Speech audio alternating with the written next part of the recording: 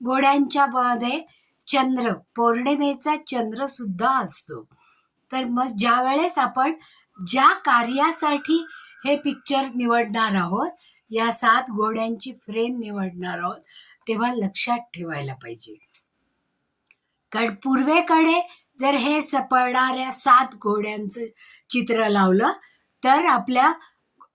करिअरमध्ये ग्रोथ होते, अभ्यासामध्ये ग्रोथ होते, आपल्या एकंदर एरियामध्ये म्हणजे जी जी कामं करतो, सरकारी कामं करतो, निमसरकारी कामं करतो, आपल्याला आवश्यक असणाऱ्या सगळ्या गोष्टींची जी कामं करतो, ज्याच्यामध्ये आपल्याला प्रगती हवी असते, ती सगळी प्रगती पूर्वेकडे जर हे उगवता सूर्य असलेले घोड्यांचं चित्र जर आपण लावलं तर त्याचा जास्तीत जास्त फायदा आपल्या प्रगतीमध्ये, आपल्याला नाव आणि कीर्ती मिळवून देण्यासाठी, आपण जनमानसामध्ये आपण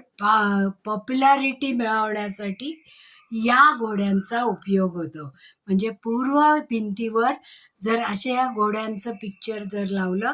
तर ते एक रेमेडी ठरतं आणि ती रेमेडी ज्याच्यामुळे यश आणि कीर्ती, उत्साह आणि ऊर्जा आणि पॉझिटिव्ह एनर्जी आपल्याला मिळवून देते.